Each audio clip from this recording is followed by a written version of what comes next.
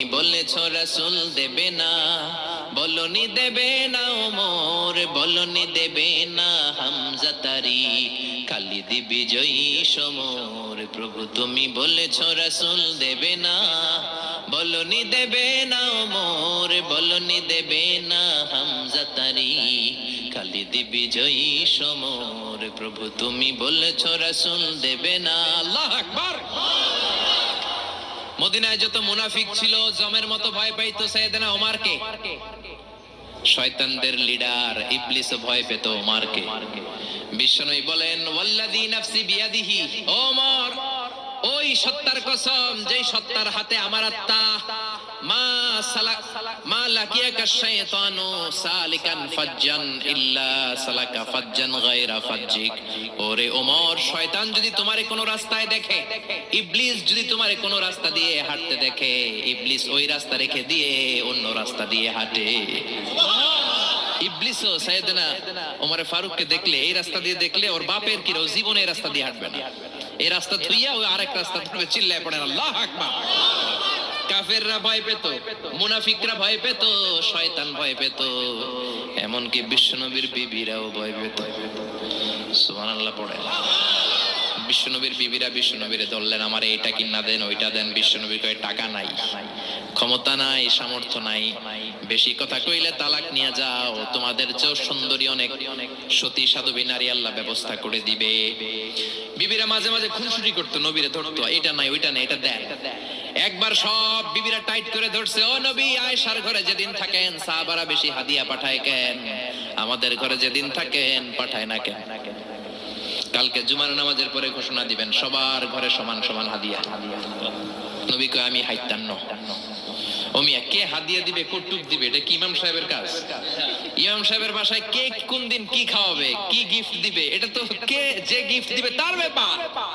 বিশ্বনবী বললেন আবু বকরকে সবাই ভালোবাসে, তাই আবু বকরের মেয়ের ঘরে যেদিন আমার ডেট পরে থাকার সময়, ওই দিন হয়তো বেশি হাদিয়া পাঠায়, তোমাদের ঘরে পাঠায় না, আমার বলার কোনো সুযোগ। বিবিরা কয় না, আপনারে বলতেই হবে। নবী কয় আমি পারবো না। বিবিরা কয় পারবেন।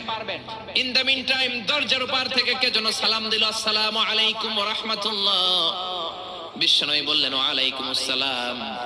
বিশ্বনবী বুঝতে পারলেন সালামটা আমার ওমরের সালাম। বিশ্বনবী সালামের উত্তর দিয়ে বিবিদের দিকে তাকায়, দেখে একটা বিবি ওর সামনে নাই, সব উধাও, ভ্যানিশ হয়ে গেছে। ওমর সুবহানাল্লাহ পড়বেন না? এই জন্য ওমরকে শয়তানও ভয় পেত। আমাদের বাচ্চাদেরকে, আমার মেয়ে একটা মাত্র মেয়ে, খাইতে চায় না। শুধু আমার মেয়ে না, অধিকাংশ বাচ্চাদের এই অবস্থা। ওরা আম্মু দিক দিয়ে খাওয়ায়, আবার দৌড় দেয়, আবার আমি খাওয়াই, আবার কান্নাকাটি করে, বলে গল্প শোনাও, তাইলে খাবো। এখন গল্প শোনাইলেও খায় না। বর্তমান সময়ের ছেলে মেয়েগুলো এরকম, এত জ্বালাতন করে, খেতে চায় না তো বলতে হয় বাঘ আসবে, বাঘ, সিংহ আসবে, সিংহ, সিংহ মামা আসবে, ঘুমাও ঘুমাও, এগুলো আমরা বলি না? বড় দোষী তো আপনারা কি বলেন? বাচ্চা যদি না ঘুমায়, না খাইতে চায়, এগুলাই তো বলে। বাঘ আসবে, বিড়াল আসবে। মদিনাতে ওমরে ফারুক যখন খলিফা, মদিনার কোন বাচ্চারা যদি না খেতে চাইতো, না ঘুমাইতে চাইতো, মদিনার মায়েরা বলতো তাড়াতাড়ি ঘুমাও, ওই যে ওমর আসতেছে, ওমর। আল্লাহু আকবার। কি শাসক ছিলেন সাইয়েদনা ওমর! সবাই সমান, উনার বিধান, উনার রীতি সবার জন্য সমান।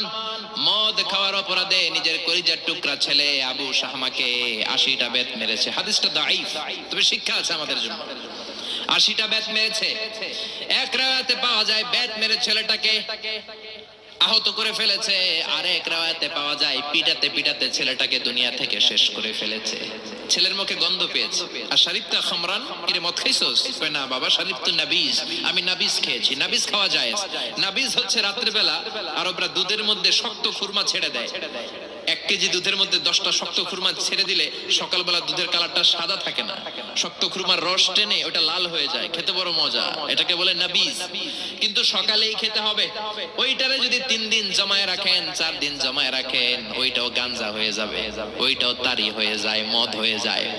সাইয়েদনা ওমরের ছেলে এই কাজ করেছেন, একটু তারির স্বাদ নেয়ার জন্য 4 দিন রেখে দিয়েছে। সাইয়েদনা ওমর বললেন কি খাইছস? কয় মদ খাই নাই। নাবিজ খাইছস? এদিকে আয়। ইফতাহ ফামাক, মুখ খোল। হা করার পরে মুখের সামনে নাক নিয়ে গন্ধ দেখে মদের গন্ধ কলারটা ধরে মসজিদে নববীতে নিয়েছেন। ইন দা মিন টাইম মসজিদে নববীতে জোহরের নামাজ হয়। নিজের ছেলেকে মসজিদে নববীর উস্তুয়ানা বলে, উস্তুয়ানাতু মসজিদে নববী, মসজিদে নববীর পিলারে বেঁধেছেন। যেহেতু উনি খলিফা, মসজিদে নববীর ইমাম, জোহরের নামাজের ইমামতি করলেন। সালাম ফিরালেন, আসসালামু আলাইকুম ওয়া রাহমাতুল্লাহ, আসসালামু আলাইকুম ওয়া রাহমাতুল্লাহ। সালামের পর বললেন, মাকানাকুম ইনদানা হাদ, সুন্নতের পর বসে যাবেন, আমাদের একটা হদ আছে। আল্লাহর দেয়া যে বিধান, বিচার, এটাকে আরবিতে বলে হাদ, প্লুরাল হচ্ছে হুদুদ। আমাদের হুদুদ আছে, মানে গুরুদণ্ড আছে, বসবেন। হাজার হাজার মানুষ সবাই ওযু করে যখন ঢুকতেছিল, দেখে আবু শামা পিলারে বাঁধা। সবাই তো আশ্চর্য, কি আজীব তামাশা, প্রেসিডেন্টের পোলা বাঁধা। নামাজের পরে বাইরে আসার পরে হাজার হাজার মানুষ তাকিয়ে আছে। কানাঘুষা শুরু হয়ে যায়। সবাই বলে কি হয়েছে? ওমর কয়, আমার টানাটানি করা যাবে না। এই যে থামেন থামেন, এখন টানলে কি হবে আমি জানি, খুব বিশৃঙ্খলা হবে। দাঁড়ায় শোনেন, দাঁড়ায় শুনলে ডবল সোয়াব। আমি চলে গেলে এরপর আপনারা টানাটানি করে ঢুকে। কথা শুনতেছেন তো? মনোযোগ আছে? লোকদের মধ্যে কানাঘুষা। প্রেসিডেন্টের ছেলে, কেউ কয় ওমর মনে হয় মারবে না, যেহেতু নিজের ছেলে তো একটু ধমকি টমকি দিয়ে ছেড়ে দিবে। কেউ কেউ বলে না, ওমর তো এত সহজ মানুষ না, মদের বিচার তো 80টা বেদ, মনে হয় 40টা মারবে। কেউ কয় না, 80টাই মারবে। ওমর চেয়ারে বসে জল্লাদরে ডাকলেন, বললেন, ইবদা বিসমিল্লাহ, নে চাবুক শুরু কর। বাইতুল মাল থেকে শক্ত সাইজের একটা চাবুক আনবি। জল্লাদ চাবুক এনে দাঁড়ালেন। ওমর বললেন, ইবদা বিসমিল্লাহ, শুরু কর। জল্লাদ মারতে শুরু করেছে। ওয়াহিদ, ইতনাইন, তালাতা, 3টা মারার পরে এক থাপ্পড় মেরে জল্লাদকে 3 হাত দূরে ফেলে দিলেন। ধমক দিয়ে বললেন, তুই চাবুক মারস নাকি চাকরি বাসাস? আসলে জল্লাদ কিন্তু আস্তে মারে নাই, দেহের যত জোর ছিল জোর দিয়ে মেরেছে, কিন্তু ওমরের পছন্দ হয় নাই। ওমর বলে, ইনদাকা তালাতা ইনদি ওয়াহিদ, তোর হিসাবে চাবুক মারা হয়েছে 3টা, আমি ওমরের হিসাবে মাইর হয়েছে 1টা। চাবুক আমার হাতে দে, আমি 2 নাম্বার থেকে শুরু করি। ওমরে ফারুক 2 নাম্বার শুরু করলেন। 2, 3, এক একটা চাবুক মারে, ছুপ ছুপ করে চামড়া ছিলে, রক্তগুলো মসজিদে নববীর বারান্দার পিলারের মধ্যে লাগে। ওমরের যে শক্তিশালী দ্বিতীয় কোনো পুরুষ মদিনার জমিনে ছিল নাকি? ওমরের হাতের মাইর। ছেলেটা চিৎকার দিয়ে বলে, বাবা, ও আব্বা, আর মদ খাবো না, ছেড়ে দেন, আর খাবো না। মদ তো আমি খাই নাই, আমি খেয়েছি নাবিজ, 3-4 দিন রাখার কারণে একটু মাতলামি হয়েছে আমার। আব্বা, এবারের জন্য ছেড়ে দেন, আর খাবো না।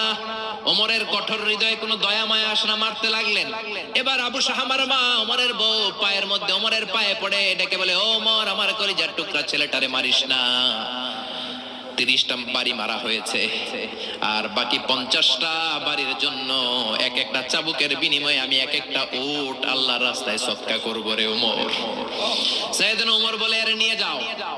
আবু শাহামার মা উট দিয়ে আল্লাহর জাইন চাবুকের বাড়ি থেকে একটা বাড়িও কমানো যাবে না, 80টা বাড়ি দেয়া পর্যন্ত পৃথিবীর কোন শক্তি আবু শাহামারে আমার হাত থেকে ছুটাতে পারবে না। আবু শাহামার মা কাঁদতে লাগলো। ওমরের মনে দয়া মায়া হয় না। 40টা বাড়ি মারার পরে ছেলে বেহুশ, 50টা মারার পরে আবু শাহামা দুনিয়া থেকে শেষ। সবাই নিস্তব্ধ, নীরবতা, পিন ড্রপ সাইলেন্স, পিন পতন নীরবতা। রাগে তখনও গড়গড় করছে ওমর। সাইয়েদনা ওমর বললেন, গোসল দে, জানাজা দে, কবর দে। কবর দেওয়ার পরে ওই কবরের উপর 51 নাম্বার থেকে মারা শুরু করলেন। 52, 53, 60টা, 70টা, 80টা চাবুকের বাড়ি কবরের মধ্যে, বিশাল বিশাল বড় বড় বাড়ি মেরে আঘাত করে আল্লাহর ডেকে বললেন, আল্লাহ,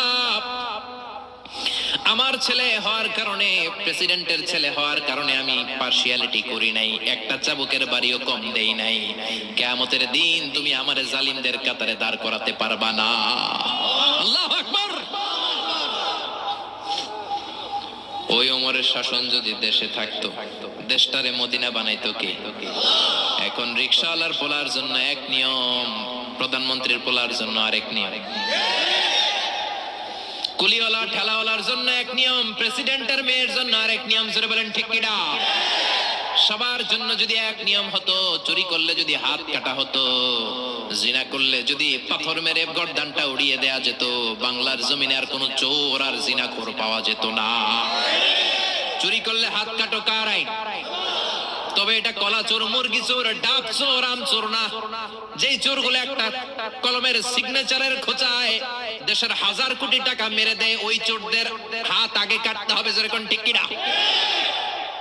এক কলমের খোঁচায় শেয়ার বাজার খাইয়া ফেলায়, হলমার্ক খাইয়া ফেলায়, দেশের টাকা সুইজারল্যান্ডে পাঠায়, ওই চোরগুলার হাত জোরে বলেন ঠিক কিনা? এজন্য বিশ্বনবী বলতেন আসাদুহুম ফি আমরিল্লাহি উমর। আল্লাহর দ্বীন বাস্তবায়নে সবচেয়ে কঠোর সাহাবী ছিলেন ওমর। আবু বকর ছিলেন নরম, ওমরের মেজাজকে গরম বানাইছে কে? এই জন্য ইসলামের মধ্যে যেমনি সহনশীলতা আছে, আবার ইসলামের মধ্যে বিদ্রোহ আছে না নাই? অন্যায় দেখলে থামিয়ে দেওয়ার দরকার আছে না নাই?